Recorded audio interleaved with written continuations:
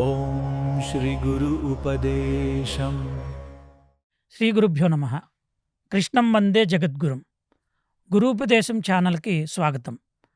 నేను మీ హోస్ట్ పవన్ కుమార్ నాథావచ్చుల. ఈరోజు మనం ఇంతకుముందు చెప్పుకున్న వృత్తాంతం తర్వాత భాగమైన విష్ణుమూర్తి ఆజ్ఞ మేరకు దేవతలు దధీచి ఆశ్రమానికి వెళ్తారు. ఇంతకుముందు కథలో మనం వృత్రాసుడు అనే రాక్షసుడు పుట్టడం వల్ల లోకానికి ఏమి ఆటంకం జరిగింది, దేవేంద్రుడు వారు యుద్ధానికి వెళ్తే వృత్రాసుడు వారి అస్త్రాలన్నీ మింగేయటం వల్ల వారు విష్ణుమూర్తిని ప్రార్థిస్తే విష్ణుమూర్తి దేవతలకు దధీచి ఆశ్రమానికి వెళ్ళి ఆయన దేహత్యాగాన్ని కోరండి అని సూచన ఇచ్చారు కదా. దాని తర్వాత ఏం జరిగిందో ఇవాళ కథలో తెలుసుకోబోతున్నాం. దేవేంద్రుడు వారు దధీచి ఆశ్రమానికి వెళ్ళి దేహత్యాగం చేసి మాకు మీ దేహాన్ని ఇవ్వండి అని ప్రార్థిస్తారు. అప్పుడు దధీచి, ఓ దేవతల్లారా, లోకంలోని సకల జీవరాశులు ప్రాణం కోసమే పరితపిస్తూ ఉంటాయి. జీవితమే ముఖ్యంగా జీవనాన్ని సాగిస్తూ ఉంటాయి, ప్రాణమే ముఖ్యంగా జీవనాన్ని సాగిస్తూ ఉంటాయి. అలాంటిది మీరు వచ్చి విష్ణుమూర్తి ఆజ్ఞ మేరకు నా ప్రాణాలు వదిలేసి నా దేహాన్ని ఇచ్చేయండి అంటున్నారు. మరి ప్రాణం పోతున్నప్పుడు ఎంత బాధ వస్తుందో మీకు తెలుసు కదా. ఇదెక్కడ న్యాయం? దేవతలు ఏంటి ఇలా అడగటం న్యాయమేనా అని ప్రశ్నిస్తాడు. దానికి దేవతలు ఆశ్చర్యపోకుండా చాలా తెలివిగా చమత్కారంగా సమాధానం ఇస్తారు. వినండి. దేవతలు ఏం చెప్తారంటే, స్వార్థపరులు ఎదుటి వారి బాధను అర్థం చేసుకోకుండా యాచిస్తూ ఉంటారు. ఒకవేళ ఎదుటివారి బాధే అర్థమైతే యాచకులు ఏమైనా అడగటానికి సిగ్గుపడతారు. అలాగే మహాత్ములు కూడా ఎదుటి వారి బాధను అర్థం చేసుకొని ఏదైనా ఇవ్వటానికి, అడగటానికి, ఆచించిన వారికి ఇవ్వటానికి తిరస్కరించకుండా ఇస్తారు. కాబట్టి మీరు మాకు మీ దేహాన్ని ఇవ్వవలసింది. మేము మా కోసం అడగట్లేదు. లోకంలో సృష్టి ఆటంకం జరిగింది. దిక్పాలకులు, లోకంలో ప్రజలు అందరూ భయభ్రాంతికి లోనయ్యారు. అందుకనే మేము ఇది విష్ణు ఆజ్ఞ మేరకు, సూచన మేరకే మిమ్మల్ని అడుగుతున్నాము అని ప్రార్థిస్తారు. అలా ప్రార్థించేటప్పటికి దధీచి కూడా, దేవతల్లారా, నేను మీరు ధర్మాలు మీ నుంచి వినటానికే ఇలా అడిగాను. అన్నిటికంటే ప్రథమమైన ధర్మం భూతానుకంపనం, అంటే భూతదయే. ఎదుటివారు ఆనందపడుతుంటే మనం కూడా ఆనందంగా ఉండటం, ఎదుటివారు బాధకు లోనైతే మనం కరుణ చూపటం, ఇదే కదా సృష్టిలో ప్రథమ ధర్మం. ఇదే ధర్మాన్ని మనకి యోగ సూత్రాల్లో మైత్రీ కరుణ ముదితోపేక్షణ సుఖదుఃఖ పుణ్యాపుణ్య విషయానం భావనత ప్రసాద చిత్తనం అని పతంజలి మహర్షి చెప్పారు. అంటే సుఖంగా ఉన్నవారిని చూసి మైత్రి, స్నేహంగా ఉండాలి. అలాగే దుఃఖంగా వారిని చూసి కరుణను ప్రదర్శించాలి. పుణ్యాత్ములను చూసి సుఖపడాలి. పాపాత్మునికి దూరంగా, ఉపేక్షణగా అంటే దూరంగా ఉండాలి. వారితో కలిసి తిరగకూడదు. ఇలాంటివి చేసినప్పుడే మన మనస్సు ప్రశాంతంగా ఉండి చిత్తం కరెక్ట్గా పనిచేస్తుంది. అలాంటి భావం ఉంది కదా, పతంజలి మహర్షి యోగ సూత్రాలు కూడా చెప్పారు. ఇదే భావాన్ని దధీచి కూడా చెప్తూ, భూతదయ కోసం అయితే నేను నా ప్రాణత్యాగం చేయడానికి సిద్ధమే అనేసి ఆయన ప్రాణత్యాగం చేసేస్తారు. ఆయన ప్రాణత్యాగం చేయటం కూడా చాలా అద్భుత రీతిలో చేస్తారు. ఎంత బాగా వివరించారంటే, ఆయన ఇంద్రియాలన్నింటినీ నియంత్రణలోకి తెచ్చుకొని యోగ సమాధిలోకి వెళ్ళి కుండలి శక్తిని ప్రతి చక్రం నుంచి ప్రయాణింపచేసి పంచప్రాణాలని పంచభూతాలలోకి ఒక్కొక్కటిగా విలీనం చేసి మొత్తానికి ప్రాణత్యాగం చేస్తారు. అలాగా ఆ ప్రాణత్యాగం చేసిన ఆ దధీచి మహర్షి యొక్క దేహాన్ని తీసుకొని ఇక్కడ ఇంకా మరొక కొత్త కథ ఒకటి, గొప్ప కథ ఒకటి, అశ్విని దేవతలకి నిగూఢమైన విద్య చెప్పారనుకున్నాం కదా దధీచి మహర్షి. ఆ విద్య పేరు అశ్వశిర. ఆ విద్యకి అశ్వశిర అనే విద్య ఎలా వచ్చింది అనేది కూడా ఒక మంచి కథ ఉంది. ఇక్కడ మనం దధీచి మహర్షి గురించి తెలుసుకుంటున్నాం కాబట్టి అది చెప్పుకోవాల్సింది ఎంతో అవసరం. ఒకప్పుడు అశ్విని దేవతలు దధీచి మహర్షిని దగ్గరికి వచ్చి మాకు నిగూఢమైన రహస్య విద్యను నేర్పమని అడుగుతారు. అప్పుడు దధీచి మహర్షి, ఈ విద్యను నేను చెప్పడానికి ఇప్పుడు సమయం లేదు, నేను గొప్ప యాగాన్ని చేస్తున్నాను, ఈ యాగం చేసినాక రండి మీరు అని వారికి చెప్తారు. వారు అలాగనే వెళ్ళిపోతే ఈ లోపల ఇంద్రుడు ఈ విద్య తెలుసుకోవటానికి అశ్విని దేవతలు వచ్చారని తెలుసుకొని ఆయన ఆ విద్యకి ప్రధాన రక్షకుడు. ఎవరికి పడితే వారికి అలా విద్య ఇవ్వడానికి కుదరదు, అర్హత ఉన్న వారికి ఇవ్వాలి. అందుకని దధీచి మహర్షి వద్దకు వెళ్ళి అశ్విని దేవతలు దేవత యొక్క వైద్యుతులు వారికి ఈ విద్య నేర్చుకోవడానికి అర్హత లేదు, మీరు వారికి ఆ విద్య నేర్పితే మీ శిరస్సును ఖండించేస్తాను అని హెచ్చరిక జారీ చేసి ఇంద్రుడు వెళ్ళిపోతాడు. అప్పుడు తర్వాత అశ్విని దేవతలు వస్తే దధీచి మహర్షి వారికి ఇంద్రుడి యొక్క హెచ్చరికను చెప్తాడు.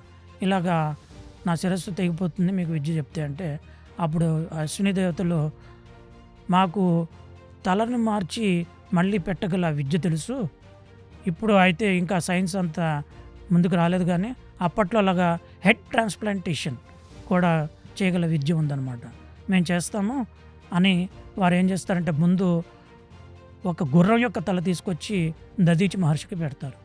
అప్పుడు ఆ గుర్ర తల ద్వారా దధీచి మహర్షి నుంచి ఆ విద్యను నేర్చుకొని ఆ విద్య నేర్చుకున్నాక వారు వెళ్ళిపోతారు. అప్పుడు ఇంద్రుడు వచ్చి విద్య చెప్పొద్దంటే ఎందుకు చెప్పావని ఆ తలను ఖండించేసేటప్పటికి మళ్ళీ అశ్విని దేవతలు వచ్చి ఆ అశ్వశిర ఎలాగో ఖండించేశారు కదా, దధీచి యొక్క నిజమైన శిరస్సును మళ్ళీ పెడతారు. అట్లాగా ఈ అశ్వశిరతోటి ఈ విద్య నేర్పించారు కాబట్టి దానికి అశ్వశిర అనే నామం వచ్చింది. అది చాలా నిగూఢమైన విద్య. ఆ విద్య నేర్చుకోవటం వల్ల అశ్విని దేవతలు మిగతా దేవతలతో సమానంగా యజ్ఞ భాగాలు హవిస్సు పొందడానికి అర్హత సంపాదించారు. ఇలాంటి గొప్ప విద్య చెప్పిన గొప్ప మహర్షి దధీచి. అలాగే కాకుండా భూతదయ కోసం ఆయన ప్రాణత్యాగం కూడా చేశారు.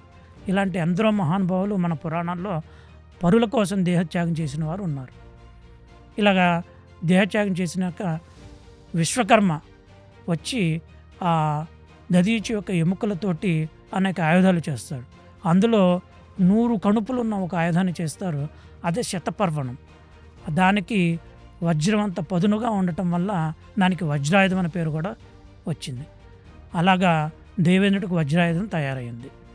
ఈ ఎముకలతోనే విష్ణుమూర్తికి సారంగం అనే ధనస్సు, శివుడికి పినాకం అనే ధనస్సు కూడా చేశారని పురాణాలు చెప్తాయి. అలా దధీచి యొక్క దేహత్యాగంతో దేవతలకి, విష్ణుమూర్తికి, శివుడికి అర్జున గాంధీవం కూడా దీని నుంచే వచ్చిందని చెప్తారు. మహాభారతంలో తర్వాత వరుణుడు వచ్చి గాంధీవాన్ని కృష్ణుడికి, అర్జునుడికి అందజేస్తారు. అది గొప్ప కథ. అలాగా అస్త్రాలు అవి తయారయ్యాక ఇంద్రుడు దేవతలు ఈ వజ్రాయుధం తీసుకొని వృత్రాసుడి మీదకి యుద్ధానికి వెళ్తారు. అప్పుడు ఒక గొప్ప యుద్ధం మొదలవుతుంది.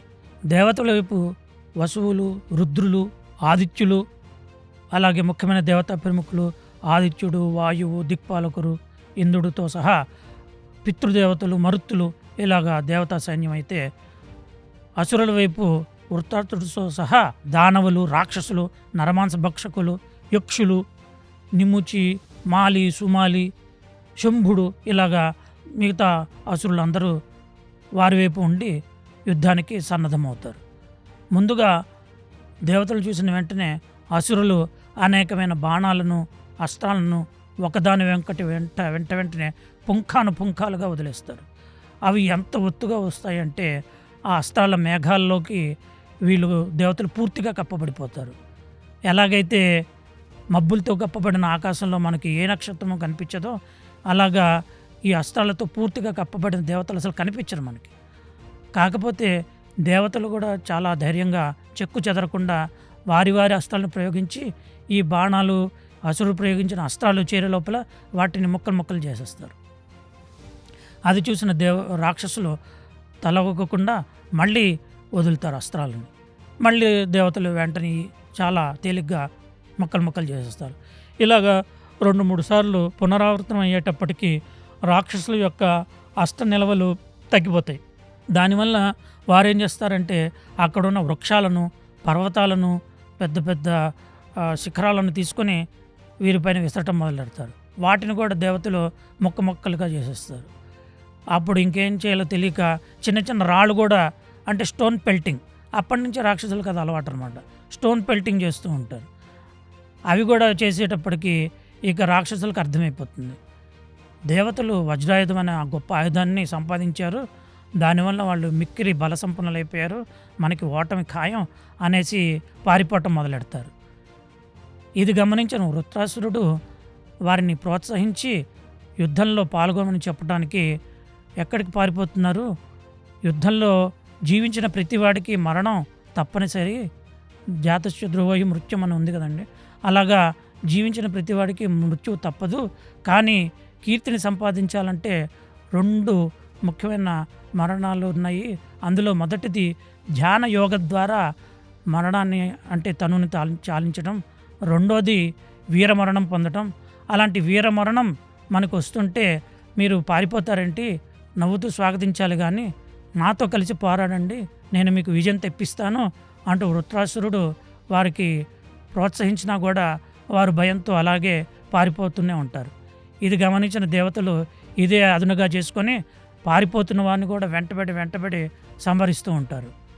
ఇది చూసిన వృత్రాసురుడు ఇంకా కోపంతో అలా పారిపోతున్న వారిని సంహరిస్తారేంటి, ఇది యుద్ధ ధర్మం కాదు, వీరులైతే నాతో నా ఎదురుగా వచ్చి నాతో యుద్ధం చేయండి అని ఒక ఉన్మత్త గజం వెదురు పొదను ఎలాగ అల్లకల్లోలం చేసేస్తుందో అలాగా ఆ దేవ సైన్యం మీదకు ఉరికి ఆయన భారీ ఖాయమని చెప్పుకున్నాం కదా, తన కాళ్ళతోటి కనిపించిన దేవతా సైన్యాన్ని తొక్కిపడేస్తూ అల్లకల్లోలం చేసేస్తూ ఉంటాడు. ఇది గమనించిన దేవేంద్రుడు వృత్రాసురుని అడ్డుకోవాలని ఆయన ముందుకు వస్తాడు. అప్పటికి ముఖాముఖిగా వృత్రాసురుడు దేవేంద్రుడు ఎదురుపడతారు. అలాగా దేవేంద్రుడిని ముఖాముఖిగా చూసేటప్పటికీ వృత్రాసురుడు చాలా కోపంగా, ఒరి పాపి, నువ్వు నా సోదరుడైన విశ్వరూపుణ్ణి అన్యాయంగా సంహరించావు, నీ గురుదేవులు బ్రాహ్మణ శ్రేష్ఠుడని కూడా చూడకుండా సంహరించావు, నిన్ను ఇప్పుడే చంపేస్తాను, నిన్నే కదా నీ సైన్యం కూడా మొత్తాన్ని చంపేస్తాను అని గర్జన చేస్తాడు. అది చూసి అప్పటికప్పుడు దేవేంద్రుడు తన దగ్గర ఉన్న ఒక మహాగదని ప్రయోగిస్తాడు వృత్రాసురుడి మీదకి. వృత్రాసురుడు అవలీలగా దాన్ని ఎడం చేత్తో పట్టుకొని అదే వేగంతో ఆ గదను తీసుకుని వెళ్ళి ఇంద్రుడి మీదకి ఉరికి ఐరావతం కుంభస్థలం మీద గట్టిగా కొడతాడు. ఆ దెబ్బకి ఐరావతం సప్తధనుస్సు దూరంలో పడుతుంది. సప్తధనుస్సు అంటే ఇంచుమించుగా 14 యోజనాల దూరం, 14 యోజనాల దూరంలో పడుతుంది. అంత బలంగా కొడతాడు. ఆ దెబ్బకి ఐరావతం నోట్లోంచి రక్తం కక్కుకుంటూ కింద పడిపోతుంది. దాంతోపాటు దేవేంద్రుడు కూడా కింద పడిపోతాడు. అలా కింద పడిపోయిన దేవేంద్రుడిని చూస్తూ వృత్రాసురుడు మళ్ళీ ఆయుధం ప్రయోగించడు. ఎందుకంటే అది యుద్ధనీతి కాదు కదా, పడిపోయిన వారు లేచే వరకు ఆగాలి. అందుకని వృత్రాసురుడు యుద్ధ ధర్మాన్ని జాగ్రత్తగా పాలిస్తూ ఉంటాడు. అలాగా యుద్ధ ధర్మాన్ని పాలిస్తున్న వృత్రాసురుడు ఆగాడు కాబట్టి దేవేంద్రుడు తన అమృత హస్తంతో ఐరావతాన్ని నిమురుతాడు.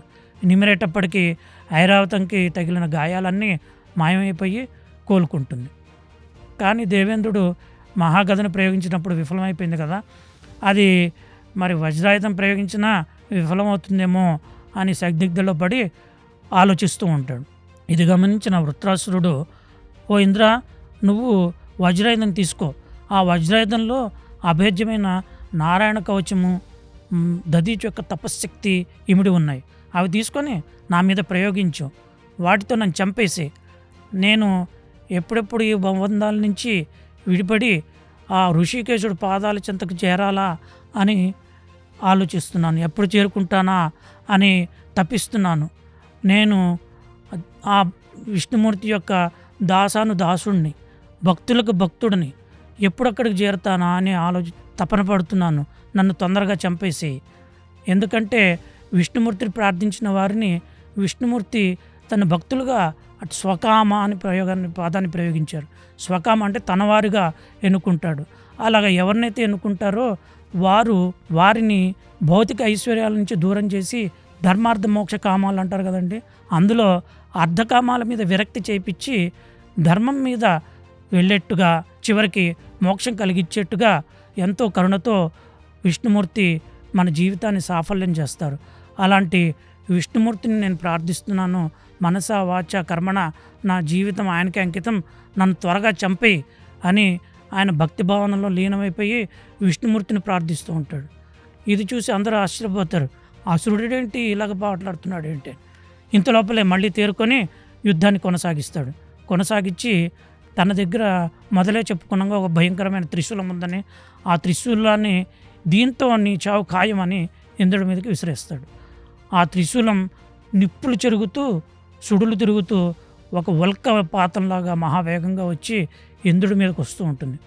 అది చూసిన ఇంద్రుడు తన వజ్రాయుధంతో దాని మీదకి విసిరేస్తాడు. ఆ ప్రయోగించేటప్పటికి ఆ వజ్రాయుధం యొక్క మహత్తుతోటి ఆ త్రిశూలం ఛేదింపబడి అదే వేగంతో వృత్రాసుడు యొక్క ఒక చేతిని ఖండించేస్తుంది. వృత్రాసుడు చేతిని ఖండించేటప్పటికి వృత్రాసుడు మహాకోపంతో మళ్ళీ ఇంకొక గదను తీసుకొని తన దగ్గర ఉన్న ఒక గదను తీసుకొని ఇంద్రుడి మీదకి ఊరికి మళ్ళీ ఇంద్రుడు ఐరావతం మీద గట్టిగా కొడతాడు. ఈసారి ఆ దెబ్బకి ఐరావతం పడిపోవటమే కాకుండా ఇంద్రుడి చేతిలోంచి వజ్రాయుధం జారిపోతుంది. అప్పుడు ఆయుధం జారిపోతే ఇంద్రుడు తను ఓడిపోయినట్టే అని భావించి మళ్ళీ వజ్రాయుధాన్ని చేతిలోకి తీసుకోకుండా సిగ్గుతో ఓడిపోయాను అన్నట్టుగా నుంచుంటాడు. అప్పుడు వృత్రాసురుడు మళ్ళీ అందరినీ ఆశ్చర్యపరుస్తూ, ఓ ఇంద్ర, నువ్వు వజ్రాయుధం తీసుకొని నా మీద ప్రయోగించు, కింద పడిందని సందిగ్ధపడవాక. ఎందుకంటే యుద్ధంలో జయాపజయాలు దైవాధీనాలు, కాలాధీనం. ఈ కాలం అనే వలలో మనందరం పక్షుల్లాగా ఇరుక్కుపోయి ఉన్నాము. ఇది మనకే కాదు, దిక్పాలకులకు, పెద్ద పెద్ద వైష్ణవమైన దాటేది ఎవరి తరము కాదు. అందువల్ల నువ్వు ఈ కాలమహిమ వలన మనము ఒక్కొక్కసారి జయము, ఒక్కొక్కసారి అపజయాన్ని పొందుతాము. మనలోని ఓజస్సు, ప్రాణము, బలము ఇవన్నీ విష్ణుమూర్తి ఆజ్ఞ మేరకే మనకు వస్తాయి. విష్ణుమూర్తి అందరికంటే విజేత, విష్ణుమూర్తి అందరికంటే అధికారి. ఇదే భావం వచ్చేట్టు మనకి భగవద్గీతలో 15వ అధ్యాయంలో కూడా చెప్తారు. మత్త స్మృతి జ్ఞానం అపోహనం చ అంటే మన మరుపుకి, జ్ఞానంకి, స్మృతి గుర్తుకు రావడానికి కూడా కారణం. ఏదైనా విషయాలు గుర్తుకు రావాలన్నా అది భగవానుడు శ్రీకృష్ణుడు వల్లే అవుతుంది. అలాగే మనం తిన్న ఆహారం జీర్ణం అవటానికి కూడా శ్రీకృష్ణుడి వల్లే. అహం వైశ్వానరో భూత్వా ప్రాణానాం దేహమాశ్రిత ప్రాణాపాన సమాయుక్త చతుర్విధం పచామ్యహం అని ఉంది కదా శ్లోకం. అలాగా ఆ భావాన్ని స్ఫురిస్తూ ఇక్కడ అన్నీ విష్ణుమూర్తి అధికారంలోనే ఉన్నాయి. మనం ఆయన పాదాల దగ్గరే శరణ వేడాలి, కానీ జయాపజయాలు కాలాధీనాలు. అందుకని నువ్వు తత్రపడక ఆ వజ్రాయుధం తీసుకొని నా మీద ప్రయోగించు అని ప్రోత్సహిస్తాడు. అప్పుడు విష్ణుమూర్తి ఆశ్చర్యపోతూ ఆ దానవుడిని అంటే వృత్రాసురుడిని ప్రశంసిస్తూ, ఓ దానవ శ్రేష్ఠ, నీ మాటలను బట్టి నువ్వు గొప్ప హరిభక్తుడు అని తెలుస్తోంది. అసురుల వంశంలో జన్మించినప్పటికీ నువ్వు వైష్ణవాయను దాటుకొని ఆసురీభావాలను దాటుకొని ఎంతో గొప్పదైన వాసుదేవ భక్తిని నీ మధ్యలో స్థిరపరచుకున్నావు అని అతన్ని పొగుడుతూ, నువ్వు హరే కృష్ణ భక్తిలో అమృత సాగరంలో విహరిస్తున్న గొప్ప భక్తుడివి అని ఇద్దరు హరిభక్తులు యుద్ధభూమి మధ్యలో విష్ణుమూర్తి యొక్క గుణగుణాల గురించి మాట్లాడుకుంటూ ఉంటారు. ఇది ఎంత ఆశ్చర్యపడే విషయం చూడండి. అందుకనే ఇది పురాణంలోకి వచ్చింది ఈ వృత్తాంతం.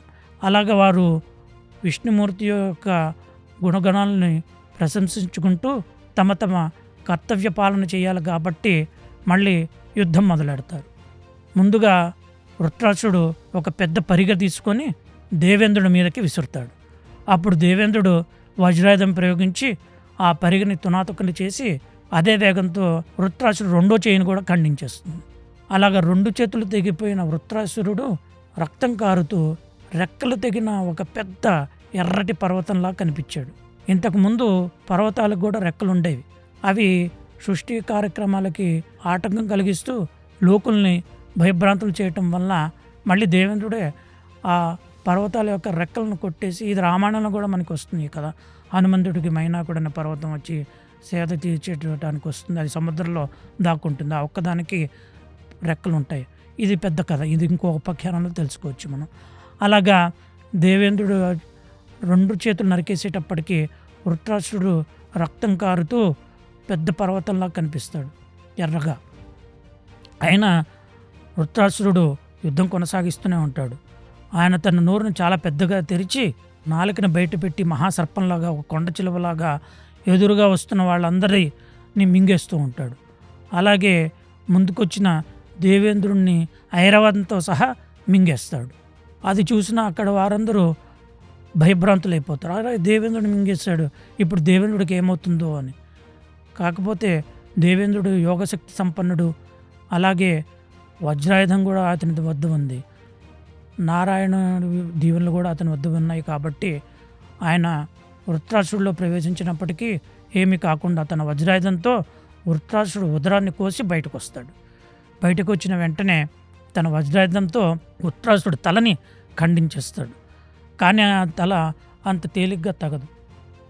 అది ఖండించడానికి పర్వత శిఖరంలో ఉన్న ఆ తలని ఖండించడానికి సుమారుగా 360 రోజులు పడుతుంది. అలాగ తెగిపడిన ఆ తలలోంచి ఆశ్చర్యంగా ఒక గొప్ప తేజస్సు అందరూ వైకుంఠం వైపు వెళ్ళటం చూస్తారు. అలాగ దేవేంద్రుడు వృత్రాసురుడిని సంహరించేస్తాడు. కొంతమంది ఆచార్యులు ఎప్పుడైతే వృత్రాసురుడు దేవేంద్రుడిని మింగేశాడో అప్పుడు యుద్ధం పరిసమాప్తి అయిపోయిందని తలచి యోగ సమాధిలోకి వెళ్ళిపోతాడు. అందువల్లనే అతని శిరస్సు చాలా దృఢంగా గట్టిగా తయారయ్యి అంతసేపు పట్టింది ఆ తలని ఖండించడానికి అని చెప్తాను. అలాగ వృత్రాసుడు సంహరింపబడ్డాక అక్కడున్న గంధర్వులు, సిద్ధులు, చారులు అందరూ దేవేంద్రుడిని, దేవతలని ప్రశంసించి పుష్పవర్షం కురిపించి అందరూ సంతోషంగా తమ తమ లోకాలకి వెళ్ళిపోతారు. సృష్టి తన కార్యక్రమాల్ని శాంతంగా కొనసాగించుకుంటూ ఉంటారు. దీంతో వృత్రాసుడు వృత్తాంతం సమాప్తమైంది. కాకపోతే మనందరికీ వచ్చే ఒక ప్రధానమైన ప్రశ్న, ఈ వృత్రాసుడు అసలు ఎవరు? అసురుడైనప్పటికీ ఇంత హరిభక్తి ఎలా వచ్చింది? ఇది మనం రాబోయే ఎపిసోడ్లో తెలుసుకుందాం. అంతవరకు గురు ఉపదేశం ఛానల్ని చూస్తూ ఉండండి. హరే కృష్ణ.